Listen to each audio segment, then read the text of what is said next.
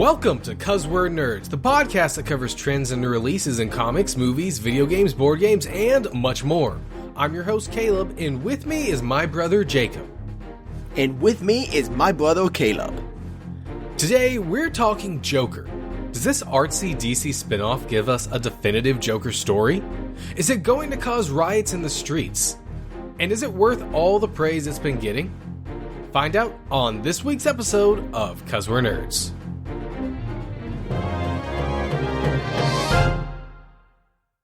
Jacob, we're finally here after years of waiting and hearing about this Joker project that was going to happen. We are here. It has happened.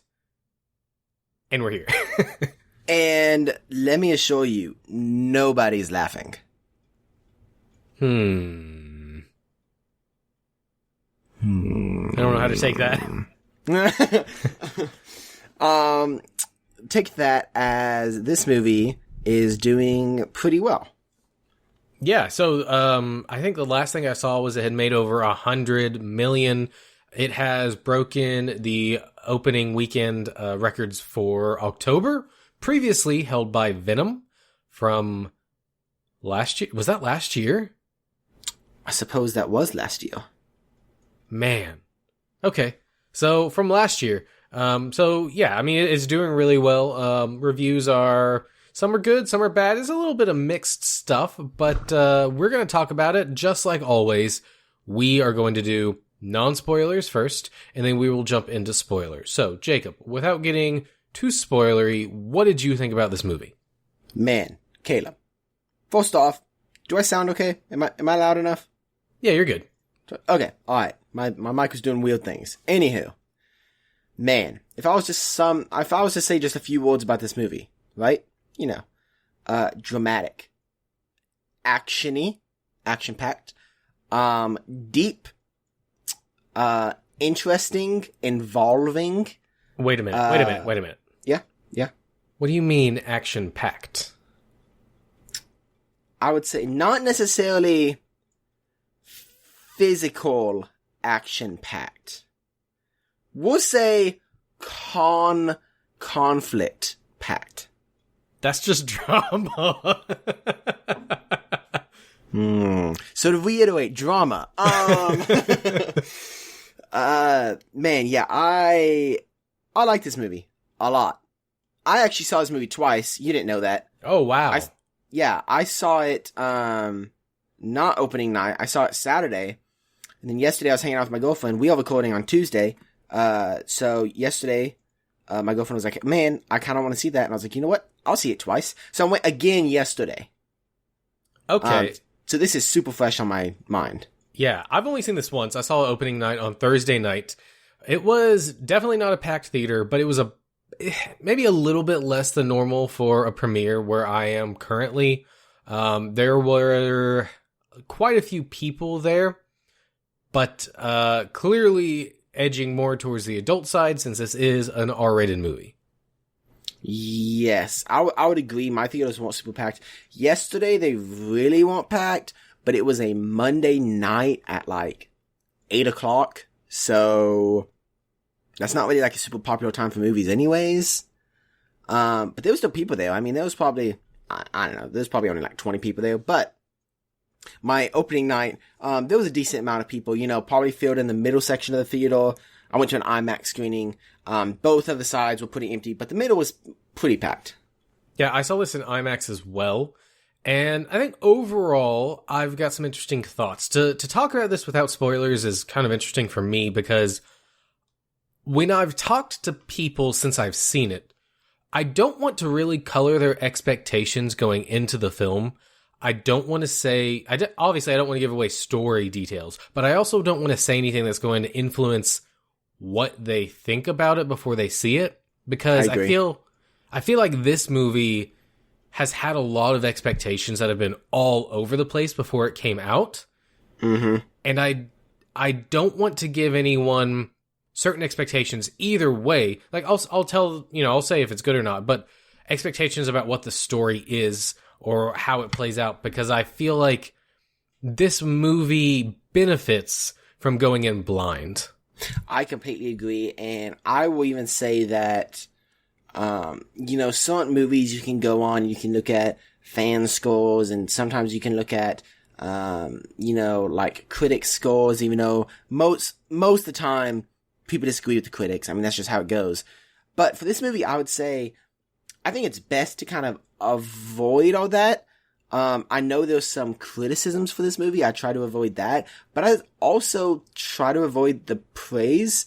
I went into this movie pretty blind, and I think I enjoyed it more going in blind. Yeah, I definitely think that this movie is going to end up being a polarizing film, because honestly, it's just that. It is a film, and I've kind of talked about before the differences in my mind between a movie and a film. This is 100% a film. It's very artsy. It feels very art house. It feels like it's an auteur film. It is different from anything else we've ever gotten with the comic book label associated with it. Yes. Even more so than like a Watchmen or something like that.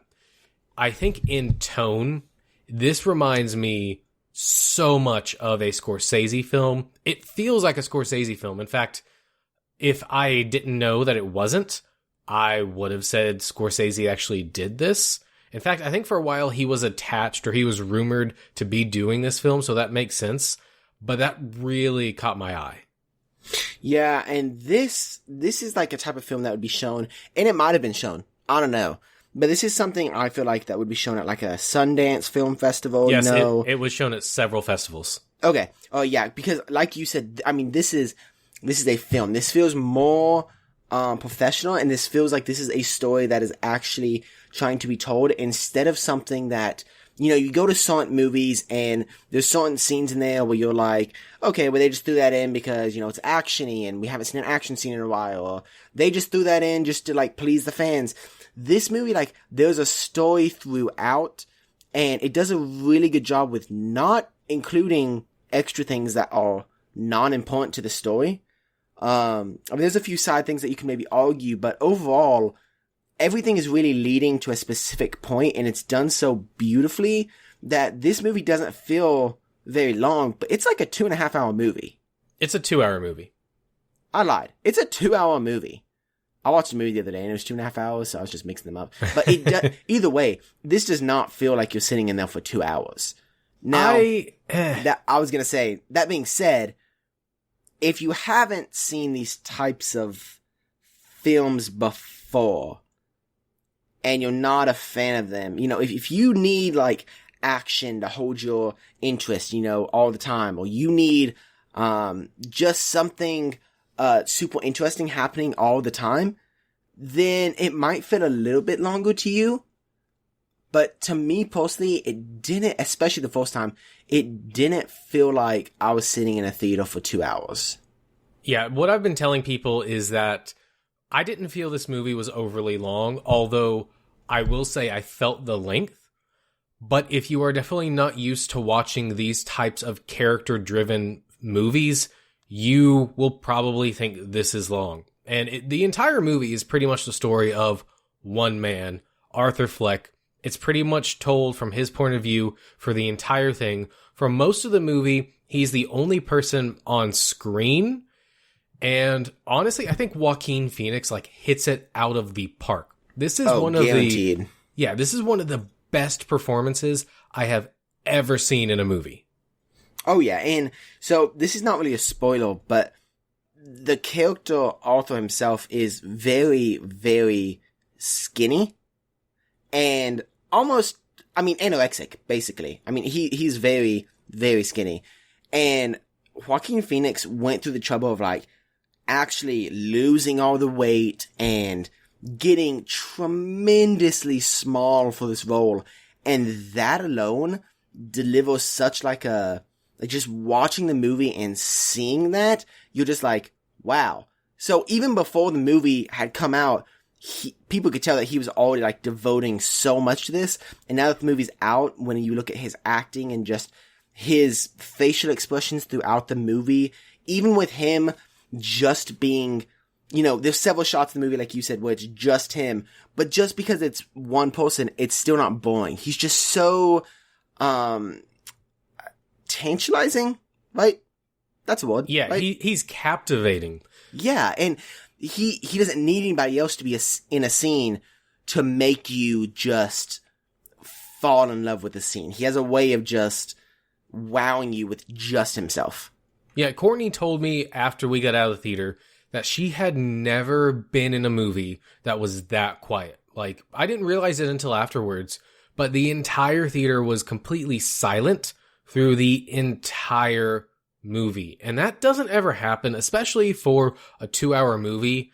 There's a lot of stuff that happens in this movie, and it has room to breathe. There are scenes that are all about character, but he is so good in this role, and he's so captivating that people pretty much couldn't stop paying attention, which I think is a massive credit to him and this film. Oh yeah, and I think one of the best ways that I can describe this film without spoiling anything would be to explain the facial expressions that my girlfriend had whenever we went to see this. So she's not like ignored, she's not super into comic booky things. She doesn't really go watch the superhero movies. She likes some of them, like she likes Spider-Man, but she's not really, she's not like a fanboy, right? Excuse me. So during this movie, she doesn't know anything about DC or the Joker. She doesn't know anything about it. Going into it, I saw her, almost cry. At one point, maybe cry just a little bit. I saw her jaw drop out of just being surprised. I saw her face physically turn red because she was mad. And I saw her just eyes light up for cheering for like somebody, for rooting for somebody. And she's not one to go to a movie and just like show a ton of reactions. But this movie, she was like into it, and she would lean over and like whisper like, what, how, or who, and just different things like that. And so that alone, just seeing someone that, is not a so-called nerd, or just someone that's not really into these comic book related movies, I think that says a lot for the film. And saying that, I don't think this is a comic book movie. I was reading something and I really agreed with it. I think this is a movie based off a character from a comic book, but I wouldn't say this is a comic book movie, because typically we kind of have this idea of what a comic book movie is. There's been so many come out, and they kind of they have a specific way of doing it. Whether you look at DC, which has kind of tweaked their own personal way of doing it, or Marvel, which has kind of tweaked their way. This is not really a comic book this is not really a comic book movie. Yes, it's based off of the Joker, someone out of a comic book, but this is just a good film. Like, I would take my parents. Well, okay. I would take, maybe not my parents, I'd take someone's parents to go watch this. This is just a all-around good film by itself, and you could take out, anything to do with DC Comics. You could take out anything to do with that, and I'd still go watch this tons of times, because it's just that good. Yeah, and you bring up a really interesting point that a lot of people have commented on, and I kind of have an issue when people say comic book movie, because that's like saying, oh, I went and I saw a book movie. You don't say that. You say, I saw a movie, oh, it was based on a book. Just like I saw a movie, it was based on a comic book. What people seem to be saying when they say comic book movie is superhero movie, which is very different. There have been several films that have been based on comic books that people don't even know are based on comic books. V for Vendetta is based on a comic book. Road to Perdition was based on a comic book. There's a lot of movies that are based on comic books that don't have the same feel. So I don't really like it when people say comic book movie. But the other thing you've touched on that people have both argued for and against is the fact that if you take the names out of this movie, then this wouldn't really be a movie based on DC Comics characters. And a lot of people have said that is a bad thing. That, if you're going to do this, do it right and make it feel like it's a movie based on the comic books. And what I say to that is, no, I completely disagree with him. I think it is perfectly fine to interpret characters in any way you want. And I think the best way for me in my head to describe what this film is and how it feels as opposed to some of those other movies is just like you have the main DC continuity and then you have graphic novels that have their own thing like The Killing Joke or The Long Halloween. This feels like its own graphic novel. This feels like a separate version that is its own interpretation of everything, and it is just completely different. And I think I really like that, and I think it works here. Oh yeah, I completely agree. And in my mind, whenever I was talking about, the comic book movies, I feel like let's call them superhero movies, right? Whenever you typically think about superhero movies, you think about those big shots that look like they came out of a comic book. Like Batman versus Superman. You had Batman on one side of the screen, Superman flying on the other side of the screen. That looks like it came out of a comic book.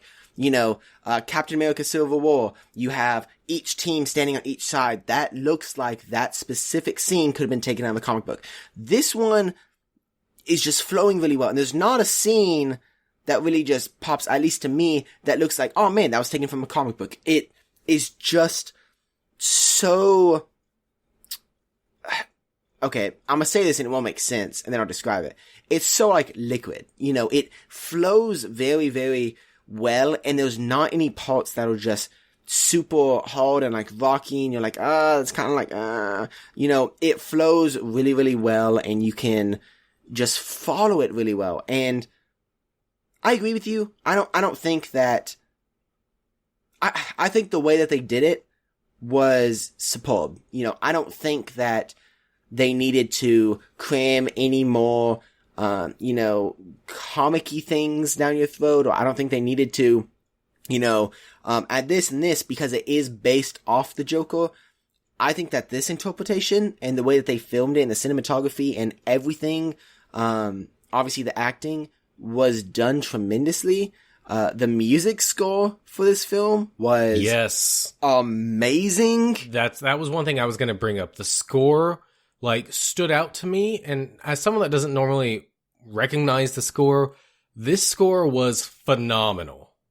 Oh yeah, during some dark parts in the film, they had this really, dark music hitting on the beats whenever certain things in the film were happening. Like they match up to like footsteps or, to just different action sequences, and they're awesome, and it builds up. It's not like it's just music in the background. It helps the scene develop itself. And whenever you have a film score that matches with the cinematography and the scene that's going on, and as the scene is building up to something, the music is getting louder and louder and louder, and also building up to something like a beat drop or just an overall minor chord or something that just stands out, that's amazing, and it can make the film have such a big impact in a scene that maybe without music wouldn't have as big of an impact. And that's exactly what this movie does, not only for the scenes with conflicts, but also the scenes that are just kind of sad. I mean, it has some, sad music in the background, and it really just makes you feel what these characters in the movie are feeling. Yeah, and I also just want to shout out the cinematography in this film as well. I think that this movie looks beautiful. It is so well shot.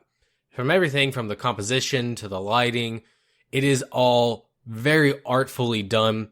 I think that with those three things, you kind of have the trifecta. You have Joaquin Phoenix's performance, you have the fantastic score, and you have the beautiful composition. And when you pull those three things together, it is so good. Even without a good story, I think that would probably be entertaining in and of itself. But there is also a story here, and we'll talk about whether or not we liked it, but it's a very interesting story, an interesting way to interpret Joker. And I will say also, I'm really glad. So I was talking with my friend the other day, and we were talking about how DC kind of has this way of putting a filter on movies, right? Typically just everything feels dark. Even if the scene is really well lit, things just come across as very dark and just not necessarily happy, but it just doesn't seem super realistic because everything is so dark. With the exception of Aquaman and Shazam, everything just kind of had that dark overtone to it. This movie has a filter on it, But it's not like the dark filter that they've been doing. And whatever filter it is, I love it because it makes it look a little bit more, old-timey. I realized it more the second time I went to see it. And I was looking for things that I didn't catch the first time. But this filter, it definitely has, it's almost a little bit of a yellow effect, just barely, or like a tan effect. And it looks amazing, and I like it so much better than the just dark effect that they were going with. And I know that's just very random, but it's just something that added to the overall movie for me. No, I agree. That's part of the composition. What you're specifically talking about is something called color grading. And this is something that has been going on since a film called Oh Brother, Where Art Thou?, which is kind of a parody of the Odysseus story. That is a good movie.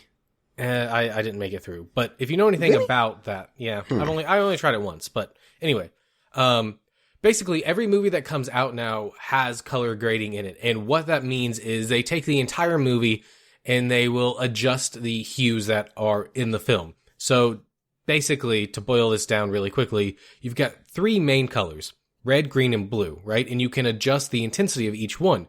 If you want something to look more red, you boost the red level so everything has a red tint, and then you can do different combinations of those to get different colors. The Matrix color graded everything green.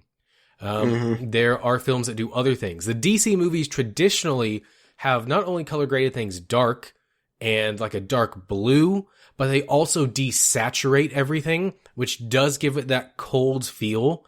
A lot of that comes from the Christopher Nolan Batman trilogy, because that was what he brought to that, because that's kind of a bit of his look. And then, of course, DC said, we don't know what to do with that Christopher Nolan. So they just copied that and brought it forward to films that really shouldn't have had it. Like Man of Steel should have been a bit brighter. And only recently they've started to do that less, although Shazam, even though it was more colorful, did very much still have that gray, kind of tainted blue color grading on it.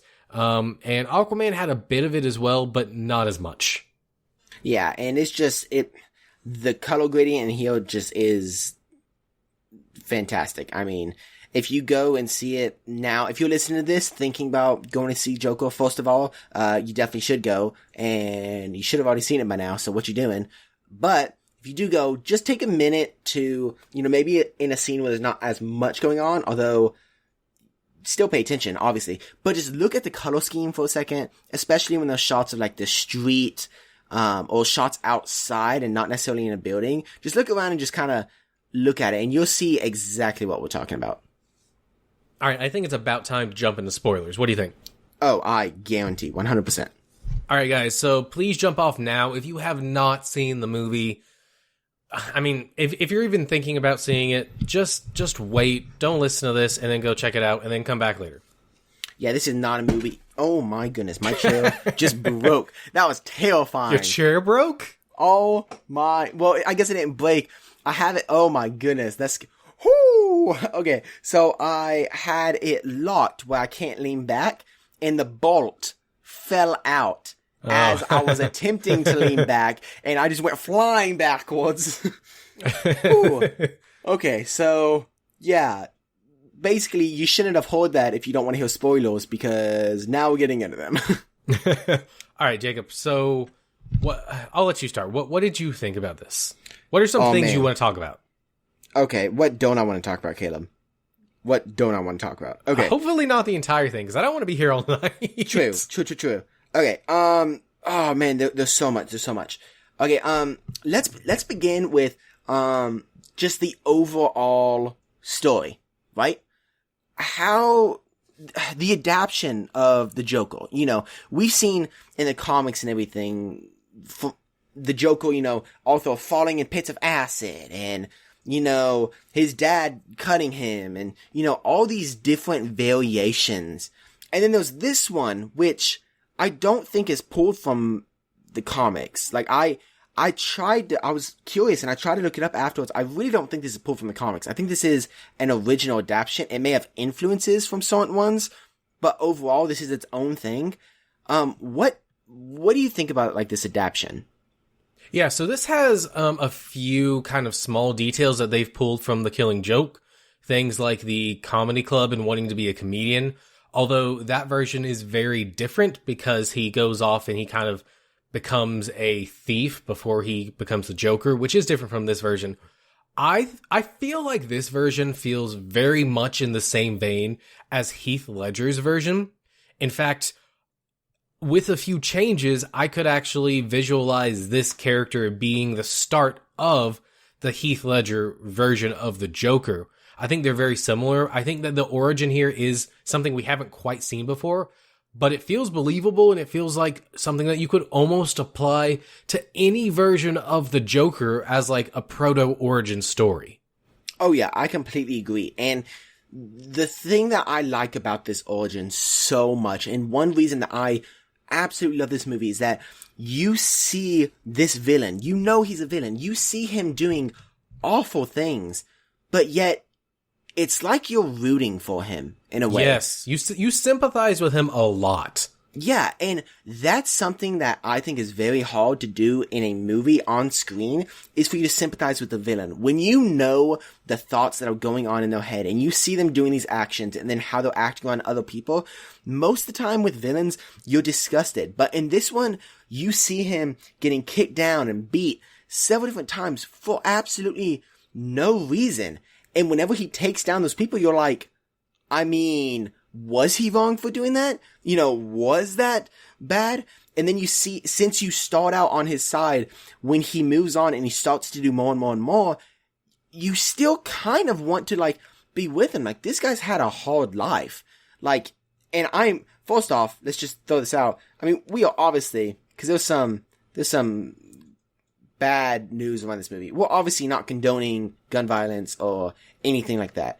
And that's what some people are saying about this film. But what I'm saying is that the director has a way of just, and Joaquin Phoenix really has a way of just making you look at him like, hey, he's not really that bad of a guy. He just had a few kickdowns and, you know, he's just trying to work through it, you know, like. Yeah. So, okay, hold on. I've got two things I want to say real quick.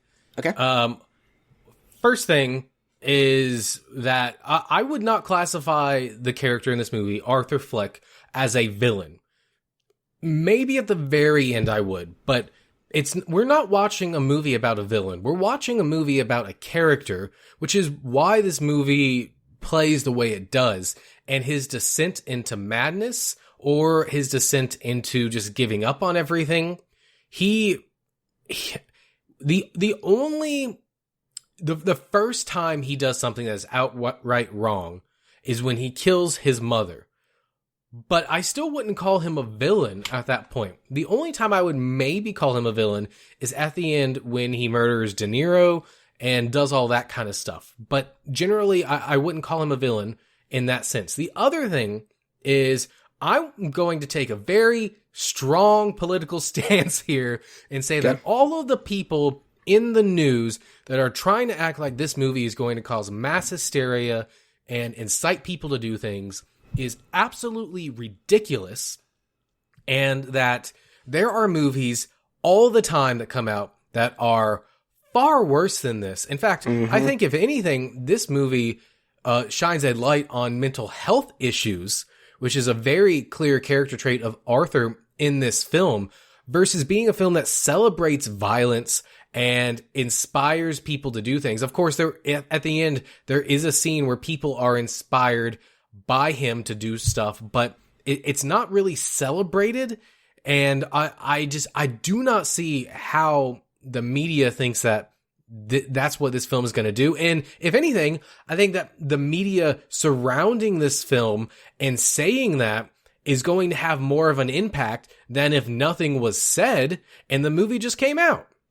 Oh, I definitely agree. And if you look at it exactly like you said, there's movies that have either both qualities that this movie has, that the media is saying, you know, it's promoting violence and that it's degrading on mental issues, which it's not. If you look at other films, there are films a lot worse, like you said. For example, John Wick. If you don't think John Wick promotes gun violence, like, that's absurd. Like, the entire movie is him killing people, first off. Second off, if you're talking about, like, mental illnesses, there's tons of movies that are based around mental illnesses. Prime One being Split. That entire movie is about a mental illness, but yet the media wasn't trying to get a rise. The only reason they're trying to get a rise is because back in 2008 when The Dark Knight came out, and there was that theater shooting, and that was very sad, yes, of course, and yes, we need to make sure there's security at all premieres, because it could happen at any premiere, and nobody wants that to happen. But the only reason they're doing it for this movie, I feel like, is because it can be linked to The Dark Knight, and, I mean, the media is looking for, you know, viewers and clickbait and all this other stuff. And if you're listening to this, I wouldn't be stressed. Like, they're obviously just trying to make a story out of something that there is no story at all, and there are tons of worse movies than this. They shouldn't be degrading this, because this is just a good film. It's not like it was just made to show death and promote violence. No, this has a story, and it follows it all the way through, and it is a breathtaking film. So don't let the media just, you know, steal you clear of this movie whenever it should be getting praised for its cinematography, film score, acting, and everything. Yeah, and I do want to point out, you said that was in 2008 at The Dark Knight. It was actually in 2012 at The Dark Knight Rises. Oh, sorry. Yes. Yeah. Sorry. I was thinking Dark Knight, but yes, you're right. But yeah. So anyways, now that we have that out of the way. Yeah, I love this origin of the Joker because it feels, you sympathize with him and it feels real. Like, this feels like it could actually happen. You know, I like superhero movies, but a lot of times you go and see them and you're like, I mean, this is cool, but this can never actually happen. And I'm not saying I want this to happen. That's not what I'm saying. I'm just saying I like the realistic, feel that the movie has. It allows me to be able to get into a movie more whenever I see that, hey, this, like, is a possibility. And also, one of my favorite things about this origin is that it sets up so much for the relationship between Joker and Batman. I mean, if you look at it, Joker was the main reason that Batman's parents died. Like, that... No, what? You didn't like it? I really did not like any of that stuff. Really? Anytime they brought Bruce Wayne into it, it took me a bit to get used to Thomas Wayne, but I'm okay with Thomas Wayne being involved. It makes sense. Anytime they bring in Bruce, I do not like it at all. It takes me out of the movie, because this movie is about Arthur, and honestly, there's really not that many reasons for Bruce himself to be in this film, and especially for them to do the entire death origin thing at the end of the movie. It completely took me out. It wasn't necessary for the plot. If you took it out, it would have been exactly the same. It just, no. It reminded, honestly, it reminded me that this movie is not its own thing, and that it is attached to all this other stuff, but that doesn't matter because this is a standalone movie. Okay, but I love that because, okay, I see your points with Bruce. You know, when Arthur went to go visit Wayne Manor and Bruce was there, that scene I could have done without. Like, I mean, that realistically I could have done without that scene. However, at the end, I think this was an amazing idea, because if you look at how Batman and Joker go back and forth and how, you know, there's some bond that they have. You know, Joker never kills Batman, actually. And if you look, he has different times. He could totally kill Batman, and he doesn't.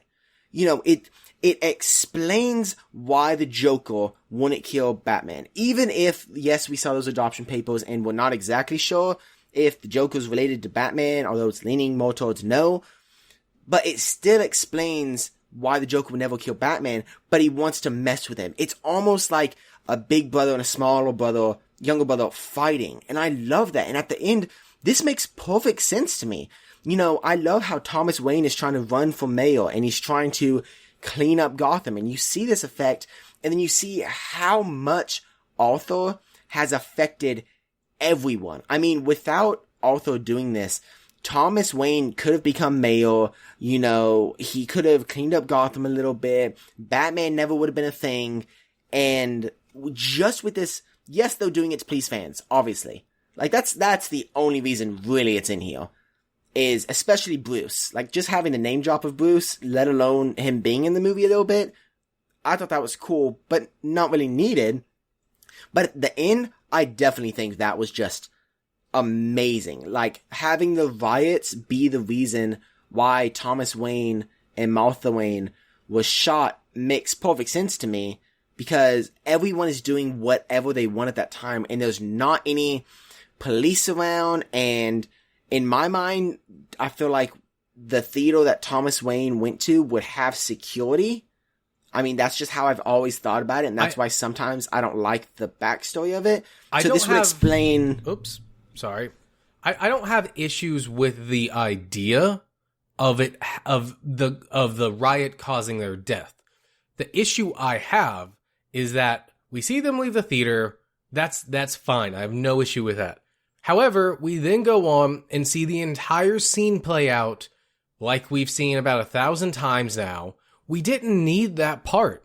We could see them leave the theater. It said Zorro on the theater. We all know what's going to happen.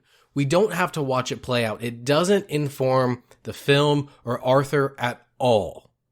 See, but you have to look at it from the point of view of other people. Yes, this is a standalone movie, and again, this is not a superhero movie. You have people going to this movie that don't know everything. So, for example, Leah my girlfriend knew that Batman's parents died. She didn't know how, though. So, for the general audience, they might not know about this, and if this movie does lead to maybe future on installments or, anything else, this could relate back to it and let them kind of follow the story. Yes, for all of us like nerds and comic book junkies that know what happens, yes, this 20-second scene maybe it is longer than 20 seconds. And okay, I still disagree with you. I think it is not needed. And if you're gonna do it, show them leaving the theater, show one shot of someone walking into the alley with the gun. Everyone is going to be able to figure out what that means. You do not have to pull us out of the movie. When the entire movie follows Arthur. The entire movie follows Arthur. This is the only time in the film where it leaves Arthur and does something else, and it is jarring and completely pulls you out. See, I think not. I think because you had that build-up of Thomas Wayne possibly being his father, him talking to Thomas Wayne, him visiting the Wayne Manor and being introduced to Bruce, that makes Thomas Wayne and Bruce, especially Thomas Wayne, it makes Thomas a significant part of this story. I mean, his mother is writing to Thomas for years and years and years, and half the movie, not half the movie, but a part of the movie is also trying to get a chance to go talk to Thomas and confronting him, and, and then that leads him to go get his mom's medical files.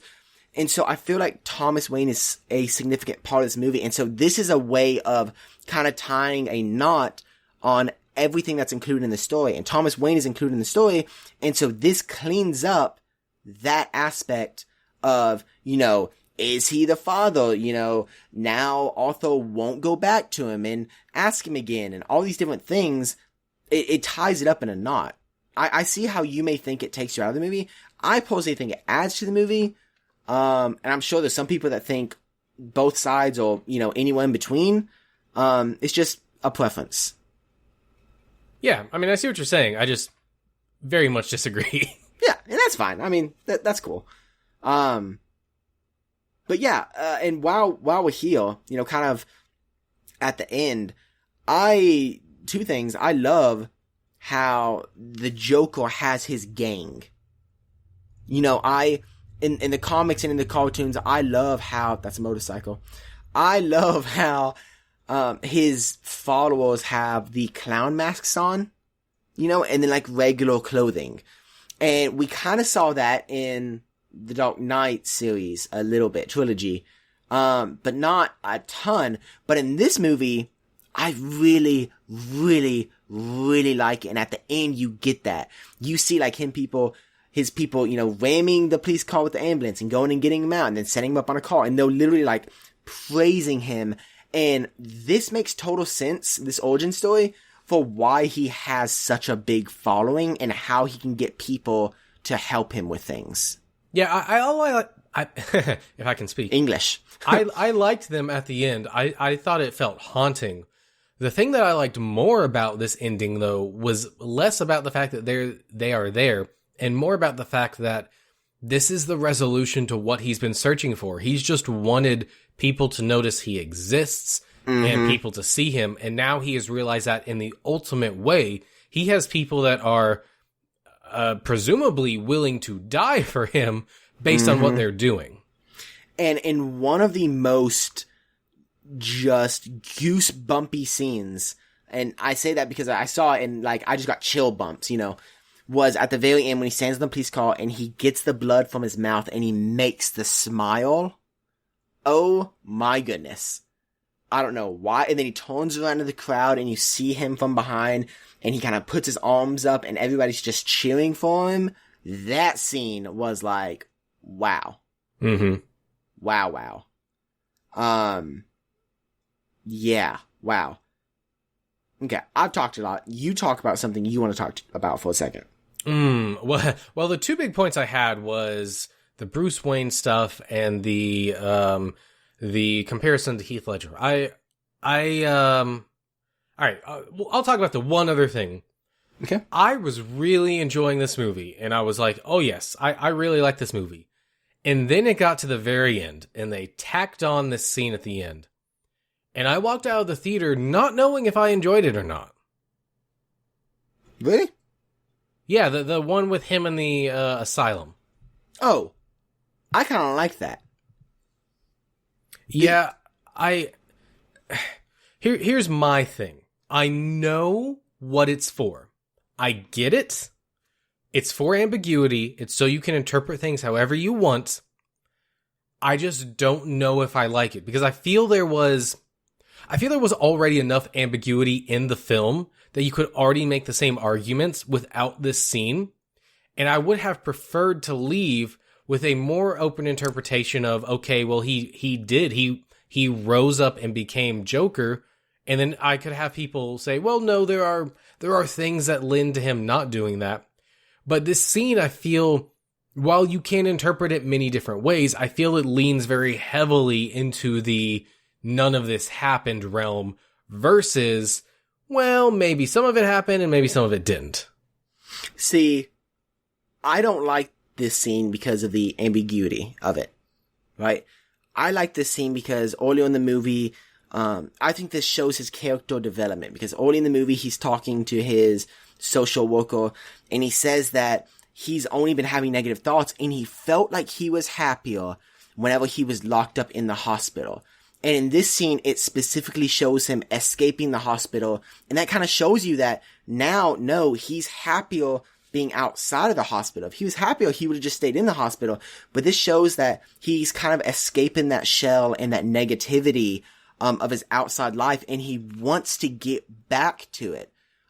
So in that way, I actually really like this scene because it just kind of shows how he's progressed as a character and how his feelings have changed throughout the movie. Maybe, or you can interpret it as, well, all the stuff he was saying before was just a dream. He hasn't ever really had those feelings, so he doesn't know. So this is like a precursor to all of those things because he's wanting to do those things. I don't think so, though. You can literally make an argument for whatever you want this film to be with this scene, and I think that's what frustrates me. I mean, Inception ended with an ambiguous thing where, you know, they spin the top and you don't know if you're in the real world or not. That's great. I don't want this entire movie to be ambiguous. If I just watched a whole bunch of stuff and I don't even know what happened, what's the point? You know, I mean, some stuff needs to be concrete, and then some stuff can be ambiguous if you want it to be. But the whole thing, I mean, how frustrating is it when you hear at the end of a movie, oh, the whole thing was just a dream? Like that movie Next with Nicolas Cage? Right. This, fundamentally, is the same thing. See, I think you're overthinking it. I am not overthinking it. I've talked to like 12 people that have seen that, which again is not like a huge amount. No one's ever thought that. Everybody just thought, oh, well, he got captured, yes, afterwards, because there were police everywhere. No. They took him to the hospital. I'm telling you, you can interpret this however you want, but go do some research online. This scene creates a situation in the movie where you can argue that nothing happened, you can argue that everything happened, you can argue that some things did and some things didn't, you can argue this is after, you can argue it's before, you can argue just about anything just because of this one scene at the end. Well, while we're talking about that, about arguing about things that happened and didn't happen, what did you think about the whole aspect of his neighbor not actually being with him? I kind of saw that coming. As soon as he burst in and kissed her and she was like, oh, okay, I'll go with this, I was like, that's not real. Oh, really? Yeah, especially with the thing previous to that where he daydreamed. I actually thought it was going to be revealed that the whole thing was a daydream rather than him imagining her. But yeah, I was like, I was very suspicious at first. I started to get okay with it. And then at that point, it was revealed that she was fake. And I was like, okay, yeah, I mean, I kind of saw it coming. Gotcha. I really liked it. It was funny. Leah leaned over to me and she said, oh, is she actually there? And I didn't want to tell her, I didn't want to be like, oh no, she's not. I was like, just watch the movie. I don't know. She was like, wait, yes, you do. You just saw this. I was like, I don't know. Cause you don't want to ruin it. Yeah. All right, sweet. Okay. Let me look at, what else I have. Let's see. I love how, and this sounds weird, I love how the fact that he kills his mother or his adopted mother, whoever she is. I think that really lends him to finally turning over to the person that he is at the end of the film. I feel like you needed something really, really big. Mm-hmm. Yes, killing those 3 people at the beginning got him towards there, but killing his mother was something that was a huge turning point. After that, there was no, going back from that at all. Yeah. I agree. I wish it would have been played up a little bit more. It also caught me way off guard that he killed her and there wasn't a flatline sound, which I feel like I've heard that that's not a real thing and that's not what would happen in a hospital. So it is, however, you have to remember, this movie is set in the past, and that's more of a recent thing. I'm pretty sure there was the beeping before he killed her, though. Yeah, okay, so what the beeping is your halt pace, right? It's your halt rhythm, so it keeps up with the halt rhythm. However, the sound from flatlining wasn't added until later. Okay, well, that just kind of caught me off guard a little bit because that's such a common movie thing that it felt weird because I was like, well, he kills her. People are obviously just going to rush in and they didn't. And I mean, I could see the argument for why they didn't, but that was a little weird. But I wish the moment was played up a little bit more because it was a big moment and it wasn't, and I get that. I get that. I love how he has his hair like Heath Ledger has his hair. Yeah, I love that. And I think it makes sense in this film because I was kind of watching it as the movie went on because his hair normally is not that way when he's not being a clown.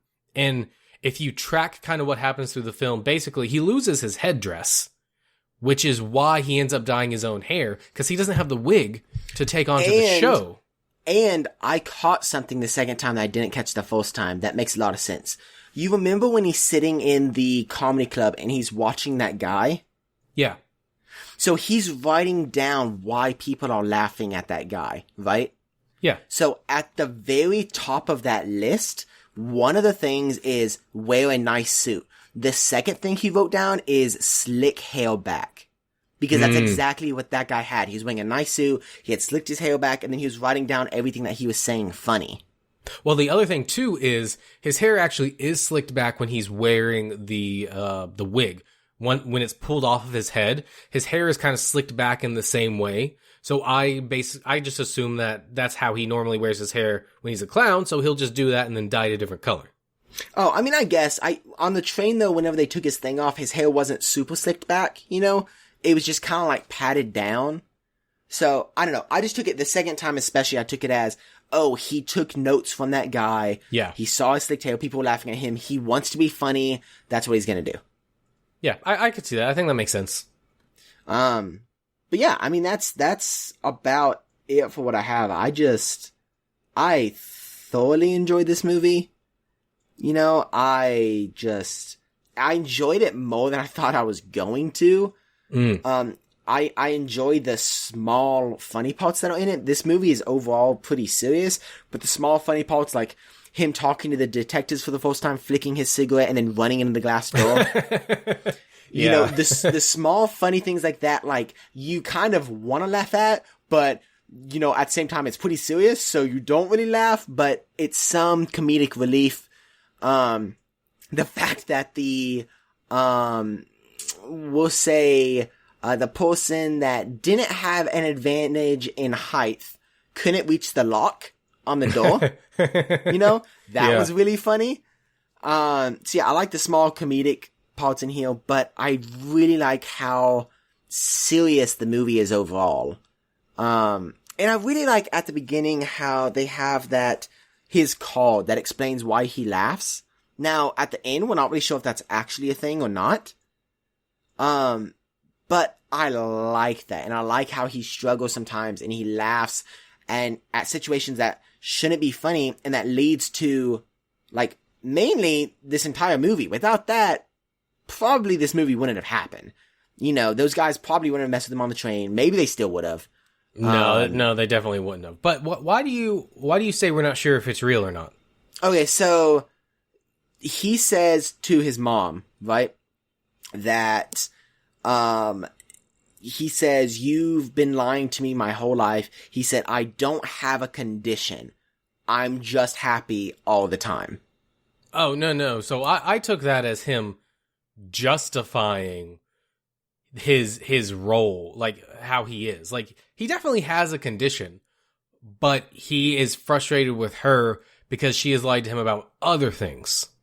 Yes, but okay, so at the beginning he does. However, I think so the card says that it was caused by, like, psychological trauma, basically. You know, which would explain why he has it, because you find out later in the movie he was tied to a radiator, you know, and being beaten and starved to death.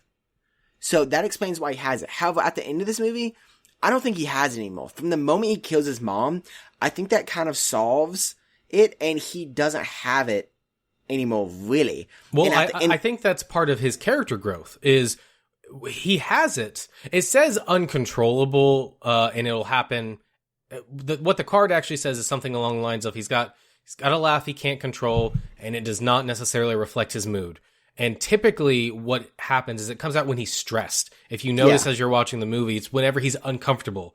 And I think it's the evolution of him no longer being uncomfortable anymore. That's why he does it less and less as the film goes on.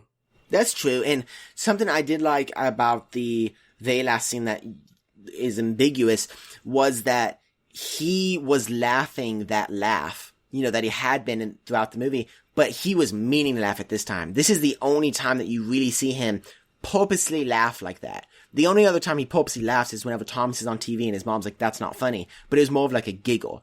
Here you see him like laugh, and it's on purpose. And I think you're right. I think that's part of the character development overall. Yeah, I think there is one or two other times where he laughs, but yeah. Yeah, so, yeah. Cool. Yeah, the one other very small moment I just wanted to say I appreciated was when he's talking to the clerk, and he's like, "I killed those guys, and I thought it would bother me, and it hasn't." I think that was really needed to explain his mindset, because I was kind of like, is he not upset that he murdered those guys? Like, you know, but anyway. That's all I got. Is that all you got? Yeah. Yeah, so I would say I really enjoyed this movie on my new Letterboxd app that I have been using. I rated it a 4 out of 5 stars. I think it's great. I think it's a great film that I probably will never watch again. Really? I can't say I will or won't because I already have. So yeah, I can't say why. I just don't feel like I'll ever need to watch it again. It's like a one and done for me. Well, just from my personal experience, I would say I enjoyed it the second time just as much as the first time. Honestly. And a lot of movies, I can't do that. I like rewatching movies, but I don't necessarily enjoy them as much the second time. This movie I really did. And I was kind of looking for more parts this time. You know, the first time I like just watching a movie. The second time I like trying to find a few more things, a few more, you know, maybe mentions here or there of stuff, or maybe tie things in more together. And yeah, I don't know. The second time I really enjoyed this movie. I don't know if I'll see it past the second time. But yeah, I really like it, and I really want them maybe not to make a universe out of this. I don't necessarily want that, but I would love to have another Joker movie, to see him, you know, him be the main character, not necessarily have Batman or, you know, a hero in it, but just to see him be in his Joker role with his gang, you know, and him learning how to basically commit crimes as he does in the future. I would probably watch one, not because I want to know what happens next, but just because Joaquin is so good in the role. Oh yeah, no, that's what I'm saying. Like, that's the reason why I want more. Now, if it wasn't for Joaquin, I don't know if I necessarily want another one, but he just does such an amazing role in this, and at the end, I got goosebumps when it, like, went up on his face and he was singing that song, you know? I was just like, wow. Like, I mean, wow. Like, that's really, really good acting. And I really want to see him in his role again. All right. Well, Jacob, that was a very comprehensive talk about Joker, but... Wait!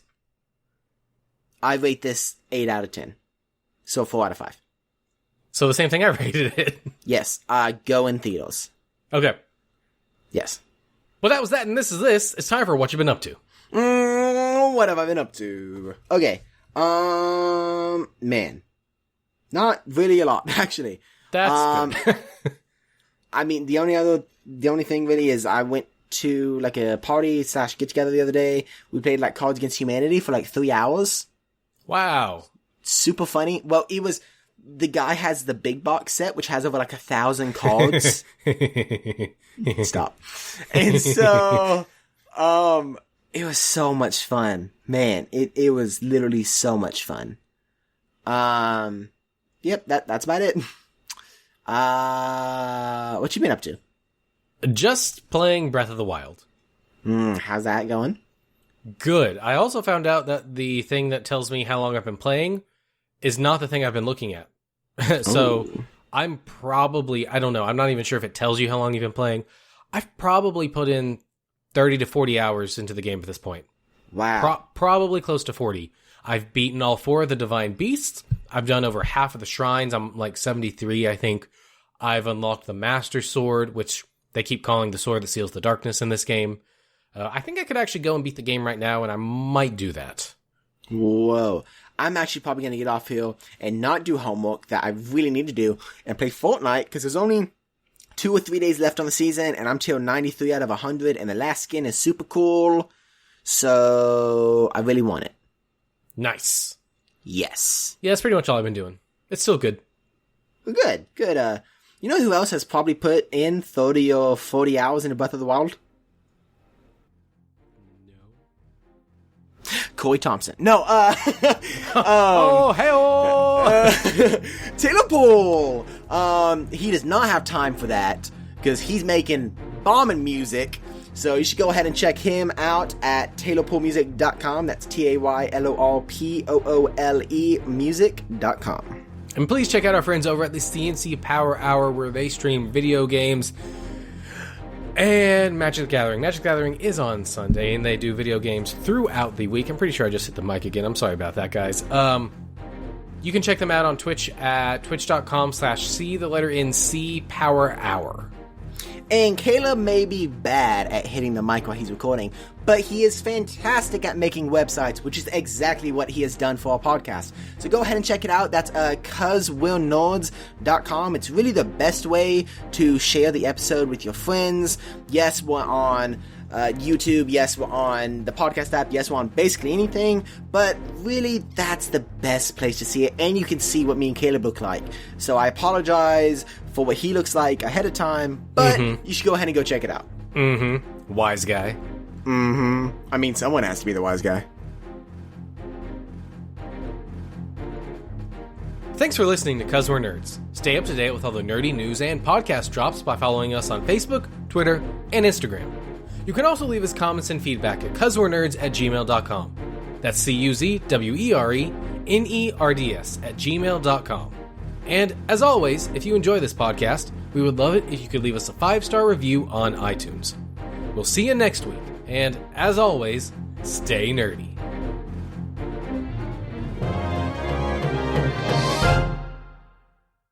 Alright, I want you to give me your best Joker laugh. I knew you were going to ask that. Literally, you were doing the outro. I silenced my mic to practice. Dang it. I'm not even kidding.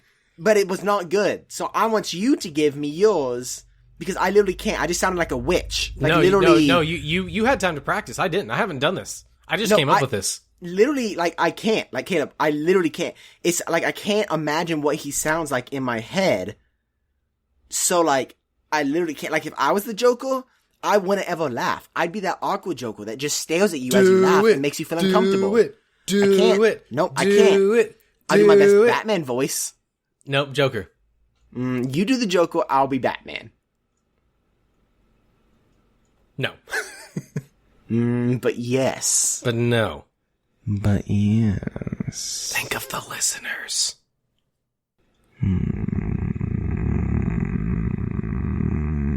No. Think of their children. Which can't see this movie, so it really doesn't matter. Think of the children. I can't. I literally can't. I'm sorry. I hate to disappoint, but I can't. Well, you're just the worst. I know. I just dropped a pencil. Alright, fine. Give me a second. I'm gonna look up Joker laugh. Okay. Alright, okay. I need something to compare against. Okay, no, I totally get that. Are you looking? Oh, this man. This is really loud. Okay. Oh man, maybe not play it super loud then. Yeah, it's yeah. Because if it's super loud, then you just don't want to bust our eardrums. Exactly. Oh, that's not a good laugh. Jack Nicholson's laugh sucks. Yeah, I can't do it. I just practiced again. I literally just sound like a witch. I mean, it just doesn't. It just really. I mean, I'm not Joaquin Phoenix. All right, it's like a high pitched laugh. All right, hold on. Sorry, this is so long, but yeah, okay. So I'm gonna back away from the mic. Okay. Okay. This is my first try.